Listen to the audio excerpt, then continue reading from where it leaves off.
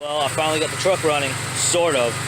Kind of runs like doo-doo, and the alternator's not charging the battery, which is why I got the Z here with the jumper pivots gonna charge the battery up.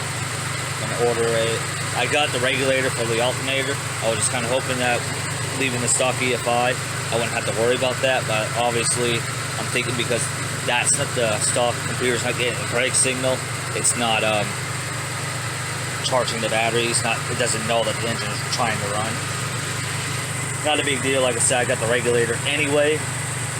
So, but anyway, yeah, I got everything wired up.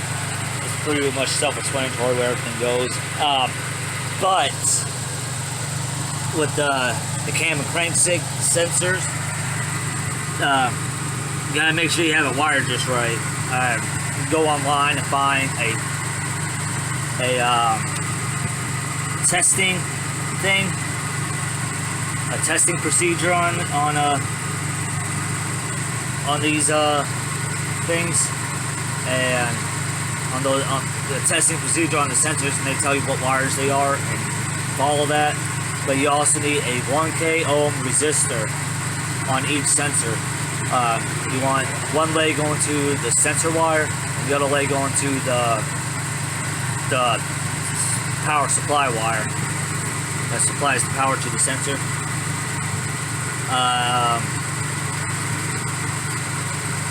One main thing on the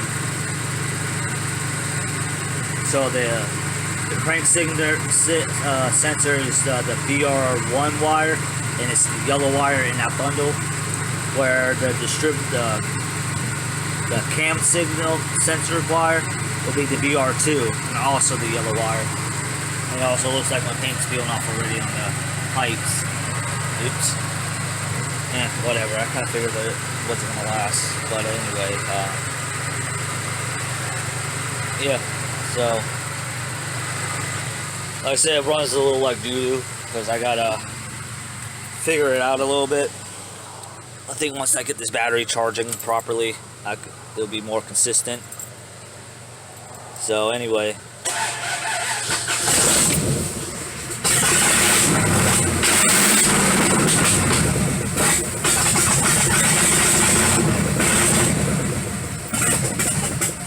yeah, I gotta figure out how to get it to idle right, but yeah, that's basically it.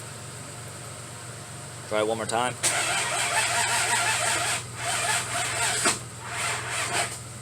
Nah, I better not.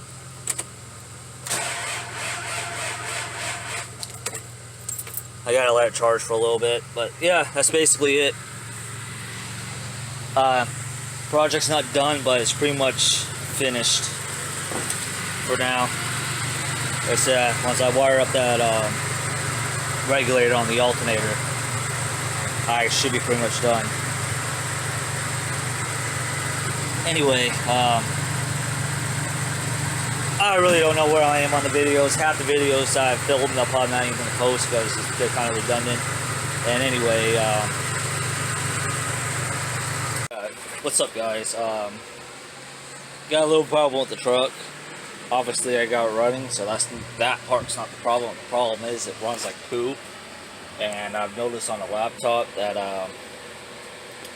I'm only running like 10% of atmospheric pressure. And it should be around probably like 50%. In other words, I'm running at like 90 kPa, when I believe it should be around like 50 or so. So I got a vacuum leak somewhere, or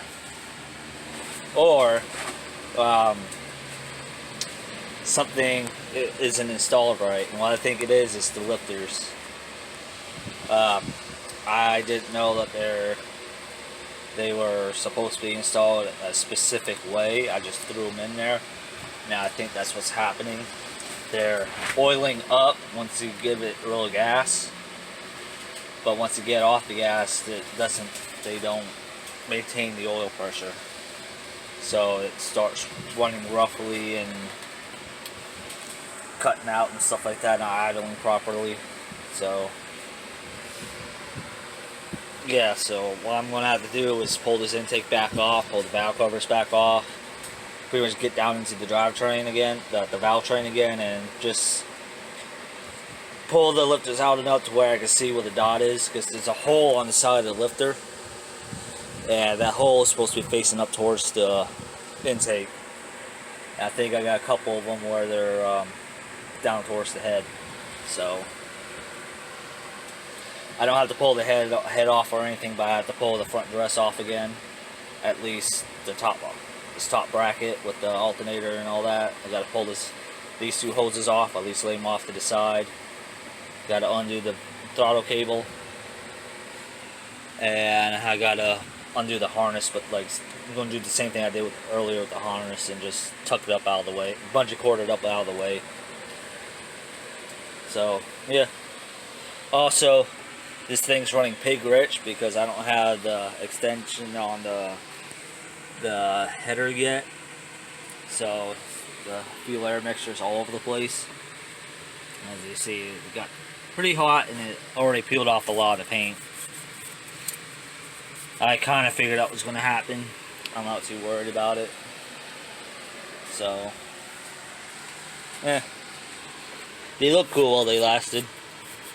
Now they're starting to get orange, get that brown gold color again. Oh well, I'm not too worried about those. I might do something a little different here sometime in the future. But anyway, let me get this stuff all apart, and hopefully I can get it right. There's another thing that could be a problem is when I put the intake down, it didn't seat properly, and I'm getting the vacuum leak somewhere. It's kind of hard to tell what's hissing or not because, you know, open headers. This thing's loud. This thing's about as loud as I don't know, insert joke here somewhere. So yeah. Anyway, let me get to it, because I'm hoping to have this thing running by tomorrow. Today's Tuesday. Anyway, today's Tuesday, so I'm hoping to have it running by Wednesday night. So anyway, let me get this done, and hopefully the next clip will be me explaining better about the lifters. Alright, see you in the next clip. Intake and valve cover is stripped off, and I've noticed that the gasket that was back here was still there when I initially took the old intake off, so that probably caused a little bit of a vacuum leak. But since all of this was still had the gasket material on it,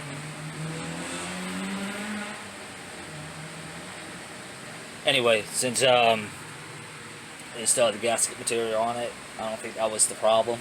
But I've noticed this. The adjustments came out. So that's probably my vacuum leak right there. I see oil all along all the rockers. So oil, lifters are getting oil. I'm still going to pull the spider off and check the lifters, make sure they're in there right, and if they're not, just fix them. But I'm going to have to redo the preload on this and probably give it a little bit of a torque. I don't know the torque spec for them, but you know, probably have them tighter than what they were. Like this one right here seems fine. I mean, it's a little loose, but you know, there's a couple of them like that, like this one right here. This one right here, that one seems fine. This one right here is real loose. So yeah, I'm gonna have to fix all that, and that will probably fix the running problem. Oddly enough, this is what, the intake valve, and I got plenty of power going through it, because that's one of the pipes that burnt up. But that's how it is. I'm gonna pull these rockers off, reset everything, and hopefully that fixes it. Anyway, see you in a bit. This whole bank right here, the driver's side bank, and some were backwards. Like, see how on This one's conveniently up higher, but see how this one's got a circle with a little tiny hole in it? Well, some of them are sitting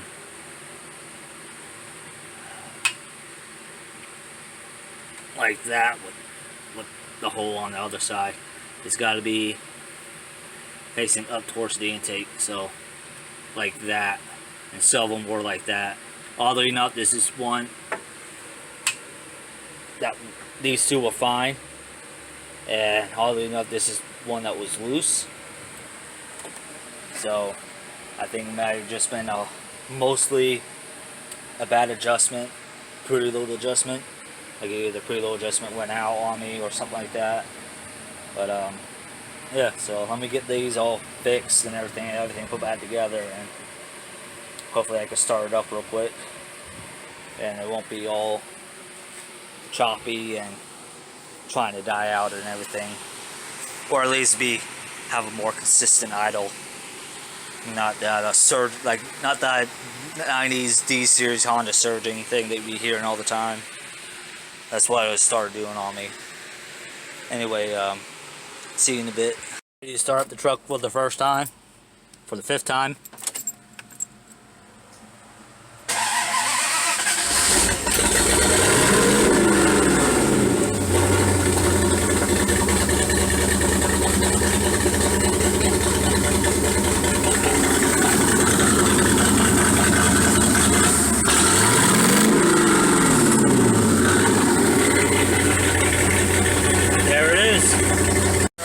So as you can see, truck's running. Now idle's up a little high. That's probably something I can tune out of it. But it runs. Like I said, it turns out a couple of those push rods were loose and flopping around. And now I just gotta tune it, get it right. This thing sure is heck a lot louder and coppier than what it was before, which is what I wanted. I'll switch camera angles and show you the engine. So hold on a second.